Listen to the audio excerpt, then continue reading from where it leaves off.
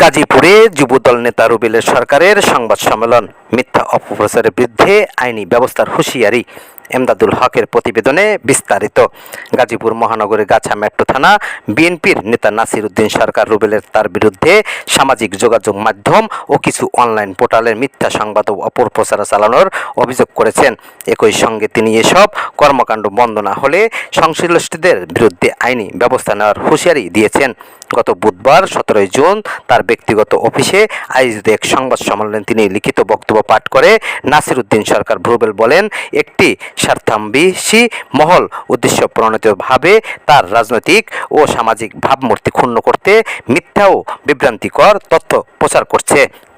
কুচক্রী ও স্বার্থান্বেষী মহল সামাজিক যোগাযোগ মাধ্যমে এবং কিছু নাম সর্বস্ব অনলাইন পোর্টালে আমার বিরুদ্ধে সম্পূর্ণ মিথ্যা, বানোয়াট, ভিত্তিহীন অপপ্রচার চালিয়ে যাচ্ছে। উদ্দেশ্য প্রণোদিতভাবে তারা আমার দীর্ঘদিনের রাজনৈতিক কেরিয়ার ও সামাজিক ভাবমূর্তি ক্ষুণ্ণ করার এক নোংরা খেলায় মেতে উঠেছে। আমি আজ অত্যন্ত স্পষ্ট ভাষায় বলতে চাই, যারা সামাজিক যোগাযোগ মাধ্যমে এই জঘন্য অপপ্রচার চালাচ্ছে তারা রাজনীতির মাঠের কেউ নয়, বরং তারা সস্তা গুজবের কারিগর। দলের দুঃসময়ে যখন আমরা রাজপথে রক্ত দিয়েছি, মামলা হামলার শিকার হয়েছি, দিনের পর দিন জেল খেটেছি, তখন এই তথাকথিত ভুয়া সোশ্যাল মিডিয়া যোদ্ধাদের কোথাও খুঁজে পাওয়া যায়নি। আমি বাংলাদেশ জাতীয়তাবাদী দলের বিএনপির একজন মাঠ পর্যায়ের ত্যাগী কর্মী। দলের প্রতি আমার ত্যাগ, শ্রম ও নিষ্ঠুর মূল্যায়ন গাজীপুরের সর্বস্তরের জনগণ এবং আমার দলীয় নেতাকর্মী ভালো করেই জানেন। আমি স্বৈরাচার সরকার শেখ হাসিনার পতনের পূর্বে অর্থাৎ 5ই আগস্ট 2024 এর পূর্বে শহীদ জিয়ার আদর্শে এবং তারেক জিয়ার নির্দেশে দলীয় নেতাকর্মীদের সাথে নিয়ে কঠোরভাবে রাজপথে থেকে স্বৈরাচার সরকারের বিরুদ্ধে মিটিং মিছিল করে আওয়ামী সরকারের পুলিশ বাহিনী আমাকে প্রতিনিয়তই বাসায় সহ বিভিন্ন জায়গায় খোঁজাখুঁজি করে মেরে ফেলার উদ্দেশ্যে। ফেসবুকের কিছু সুযোগ সন্ধানী কুচক্রী মহল আমার এই রাজনৈতিক সততার পরিমাপ করতে পারবে না। সাংবাদিক ভাইরা, আমার আজকের এই সংবাদ সম্মেলন ব্যক্তিগত কোনো ক্ষোভ থেকে নয়। আমার এই লড়াই এলাকায় কিশোর গ্যাংয়ের আধিপত্য, চাঁদাবাজি, নির্যাতন এবং অবৈধ দখলদার বাহিনীর বিরুদ্ধে।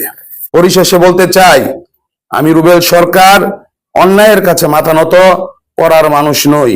এই সস্তা অপপ্রচার চালিয়ে আমাকে আদর্শের পথ থেকে এক চুলও নড়ানো যাবে না। আমি অতীতেও জনগণের সাথে ছিলাম, বর্তমানেও আছি এবং ভবিষ্যতেও গাজীপুরবাসীর সেবায় নিজেকে নিয়োজিত রাখবো ইনশাআল্লাহ। সংবাদ সম্মেলনে উপস্থিত ছিলেন বিল্লাল হোসেন বাবু। দাবি করেন, মামুনুল ও তার সহযোগী ইকরা, ডিস্কো জনি, পারভেজ ও রাজীব তাকে চাপাতি দিয়ে কুপিয়ে অঙ্গহানি করেছে এবং তিনি গাছায় একটি লিখিত অভিযোগ করেন। তিনি এই ঘটনার সুষ্ঠু তদন্ত বিচার দাবি করেন। দুই পক্ষের গ্যাঞ্জাম চলতেছিল ইয়াবা নিয়ে গ্যাঞ্জাম চলতেছিল। তারপর হচ্ছে গিয়ে এক দল তো বাসায় ছিল, আরেক দল হচ্ছে গিয়ে মুমিন গ্রুপের যে লোকগুলো আছে, ওনার আদেশে যারা কাজ করে, এই লোকগুলা হচ্ছে গিয়া ওইখানে ছিল। তো আমি আসতেছি, আমার মূলত ভাবছে আমি ওই গ্রুপের লোক ভেবে হচ্ছে গিয়া আমাকে কূপ দিতে গেছে। তখন আমি বলছি, আমাকে জিজ্ঞেস করছে যে তুই কোন দলের লোক। আমি বলছি আমি কোনো দলের লোক না ভাই, আমি সাধারণ লোক, আমি হচ্ছে গিয়ে ওই বাসায় থাকি, মানে রুবেল সরকারের বোনের বাসায় থাকি। এটা বলার পরেই ওনারা আমার কুপানো শুরু করছে। মানে হচ্ছে কি আমাকে যে দুইটা কূপ দিছে, প্রথম কূপ দিছে আমার গাড়ির উদ্দেশ্যে, ভাই গাড়ির উদ্দেশ্যে আমি ফিরাইতে গেছি, আমার 3টা আঙ্গুল চলে গেছে ডাইরেক্টলি ওইখানেই। তারপর হচ্ছে কি আমি এটা টিপ দিয়ে ধরছি, ধরার পরে আরেকজন এসে হচ্ছে কি আমার পায়ে একটা কূপ দিছে। কূপ দেওয়ার পর হচ্ছে ওইখানে গর্ত হয়ে গেছে। তারপর হচ্ছে কি আমি আমার ওই গ্রুপের পিছনে আমার এক ভাই ছিল, উনি হচ্ছে গিয়ে তখন হচ্ছে গিয়া হয়তো মার্কেট পার হইতেছে রাস্তা, তখন আমার দেখে রাস্তা পার করছে, করার পর আমাদের তারুণ্যসা মেডিকেল নিয়ে যাওয়া হয়েছে। ওইখান থেকে হচ্ছে গিয়ে আমার রক্ত বন্ধ করছে, বন্ধ করার পর ওইখানে আমার কোনো ট্রিটমেন্ট দেয় নাই, আমাকে ঢাকা মেডিকেলে শিফট করা হয়েছে। ঢাকা মেডিকেলে যখন শিফট করা হয়েছে ওইখানে আমার পরিস্থিতি দেখা বলছে আপনার চিকিৎসা আমাদের কাছে নাই, এই যে পুলিশ কেস মেস সব লিখে দিছে।